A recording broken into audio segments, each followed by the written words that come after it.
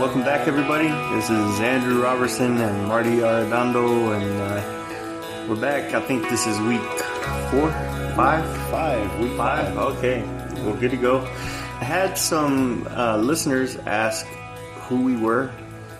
Maybe just talk a little bit about who we are, what we do.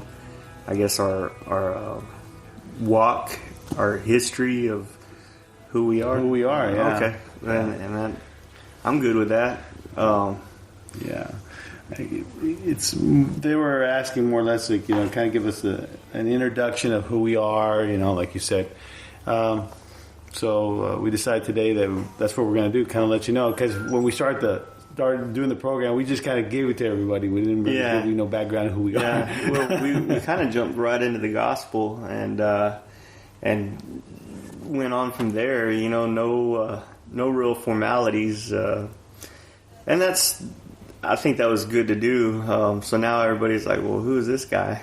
Yeah. Probably more so about me than Marty. Everybody knows Marty, but no. Okay, so I guess we can talk about how we met. I guess we met back in the 90s. Yeah, in the 90s. Mid-90s, I guess. Yeah. 96, 97. 96, yeah. I think, I was probably 15, 16, something like 16, that. Yeah. Young guy, young buck. Yeah. Marty, let's see, you were probably, 20? 20-something years old, yeah. Yeah. 20, I don't remember. 20, mid-20, something like that. Yeah. It was kind of cool because, let's see, my nephews knew you. Yeah. And Sean and all them, and... Yeah, these are all mutual friends that knew, either were related to or had known Marty since they were a young kid. I had a recording studio, and Andrew was one of the wanted to record. Yeah, that's true. Yeah, I used to really love the music and everything, and, they took me over there and we did a few songs, me and this other guy. I was not a Christian yet, so they were not Christian songs. You won't be hearing them. Oh, it was not a Christian environment at the time? No, not at all. I don't, no one was believers or doing anything near the will of God back then. And, I guess as, God would have had it, me and Marty stayed friends. Marty went in the Navy.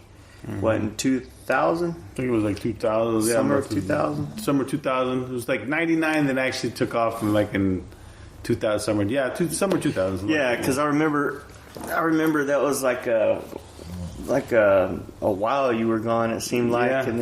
Yeah, and then I think the next year, let's see, in 2001, right after 9/11 happened, I'd actually prayed and asked God for a way to provide for my family and take good care of them. And I had no desire to enter the military, but as God would have had it, ended up joining the Navy.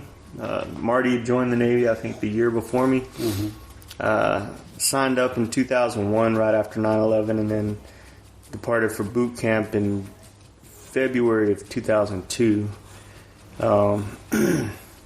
Spent about 8 years in the Navy and did a bunch of different things there. Aviation structural mechanic by trade. I also did a lot of auxiliary security forces stuff. I remember that time they were getting they were bringing everybody in to do security. Everybody's a cop. Yeah, and then. Towards the end of my time in the military, the second enlistment the very end of it. I think it was within 4 months of me getting out is when I got saved. I had a friend asking me to go to church with him. I told him I didn't want to. I was drinking a lot back then. I told him if he gave me a choice between going to church and this bottle of tequila, I'd rather have the tequila at the time. I said, you pray to God that he'll change that desire, then I believe he can do anything, and he did. And I praise God for that, because that was no good, and I'm glad he's delivered me from that. What about you? Well, and we had kept in touch throughout that period. I know you were working on bass. Yeah, I was working on bass, and you come in, I'd see you, you take off, I'd see you, but, my journey kind of started earlier in life, but then I kind of like let it slip away. I had finished high school like pretty early. I was in college by 17, and which that was pretty young for some people, Mm-hmm. At that time, I was going to I was baptized Catholic. I was more or less brought up in I was brought up in a Catholic home, but I didn't practice.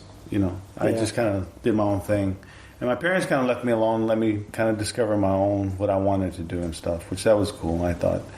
And I was attending a Baptist church, and I liked it and everything else, and I felt like, a closeness to the church. I did attend the Catholic churches sometimes, but I don't know, I felt like something was missing, and I didn't think it was the right place for me at the time. And so I went to Howard Payne University, which is in Brownwood, Texas, with the intention of going into the ministry. I got there, was interested in football and all that kind of stuff, and and I went to a private school and private Christian school, and then went to a military school as well. And I felt that at the time, like I said, the ministry was my calling. But then when I got to school and I saw everything that was going on, I kind of said, well, I don't know. A new world opened up for me, And I remember at the assembly, I was all the ministry students had to go to this giant assembly and meet the president of the school and then the dean of the school of ministry and seminary. And he said, many are called or few are chosen. I just felt that was the kind of my way of getting out of it and say, I don't think I was called or chosen, so I'm out the door. Because, for me, I was young and everything else, and I was like exposed to all this other stuff. Like, I was on my own, man. So it's like a different world, and I said, well, I can do all kinds of things now. And I just kind of like started looking at things that I wanted to do versus what God wanted me to do. Because, like I said early, I felt like that's where He wanted me to be. Yeah. As I progressed in life, of course, I did my own thing, finishing school and then doing my own recording studio and getting into music, because music has always been a big deal for me. And, of course, that's where we met and everything else. And I'm just trying to make it, I don't want to drag this on, so I'm trying to make it quick, but... it's entertaining. My life was entertaining. I started a recording studio, and basically my recording studio, we did all kinds of different music. We were well known for doing hardcore gangster rap. Yep. Yes, hardcore gangster rap. Yes, I was part of that for a while. And Japanese rock and roll. Yeah. We did overseas stuff, and we did, like I said, a lot of stuff was hardcore gangster rap. We had, put it this way, if you had a gun, it was okay to have a gun in the studio or carry a gun. You may have needed one at the time. Yeah. Eventually, because prior to that, I'm rolling it back a little bit. When I was in college, I was actually in the ROTC program for the Air Force, and I went through all their training, went through their basic training and everything as well. So I had prior military experience, but at that time, it gets you probably tells you how old I am.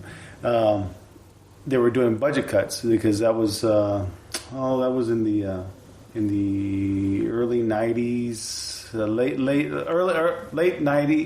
80s, early 90s. They started doing cuts because I had originally got slotted out and contracted with the Air Force for a navigator, and now I hate to fly. I had some experiences. Now I will not fly. But I had went through training and all that stuff, and decided to, after my contract got broken, I could either stay in or get out. And I decided to get out and just do my own thing. I said, well, maybe that was my way of getting out of something that maybe was not meant for me to do. And so I got out, and one of my other good friends ended up getting out as well, because he was actually got the pilot slot, I got the navigator slot, and then they started cutting pilot and navigator slots. And so they either gave us a contract, either they would break it or you can go into missileer. And I was not going to go underground in a hole, no. Yeah. So ended up doing that, getting out, and then just started a studio and everything else, and got to me where I was. And later on, I after the studio, got into the military again, went into the Navy this time, and stayed in that for a while. And I'm just kind of, at that time, I was, doing my own thing as well, just having a good time, didn't care, but I knew in my head that God was calling me to do something that I should have done like years before that I didn't do it. Yeah. And I would have these conversations with my dad, and my dad would always tell me that I needed to take some time and listen to what God was telling me. But, my dad was a very, very, very Christian man, and very, he had an excellent prayer life. That man prayed every day for every grandchild, every child, everyone.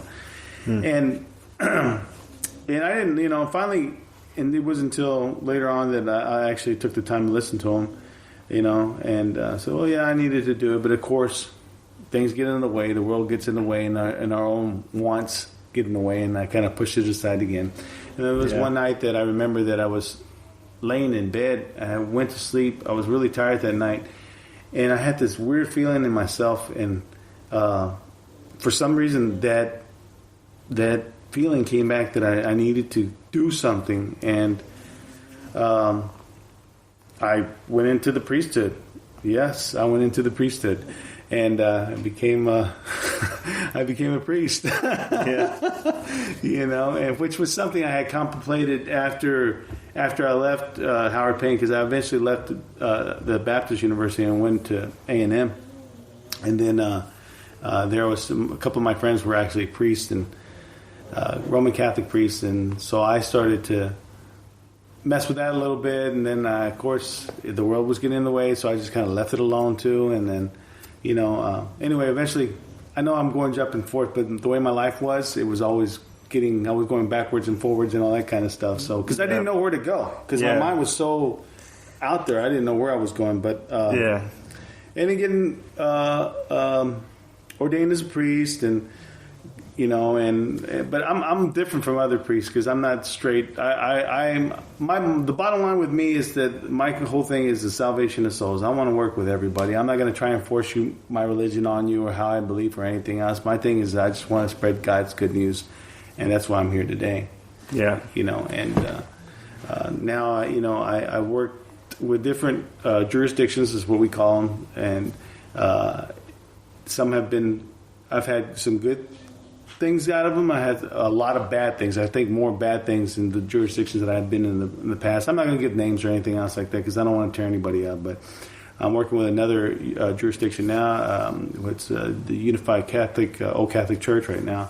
And it's good. And, I hope that things with them and us will grow, and all the ministries working together and stop.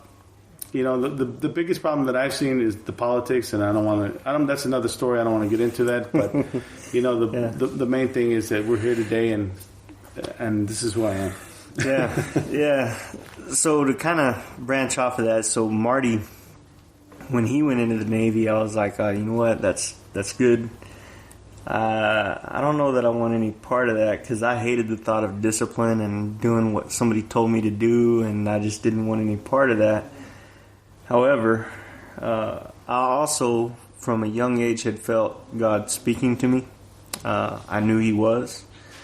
He would, I don't know what the word is. It's like He would draw me toward Him, and I would always kind of just not take that step. There were times where I said, I'm going to go to you now, and it was my understanding that I would put my best foot forward, try to keep the 10 Commandments. Had no concept of the law, really, but of the 10 Commandments I did.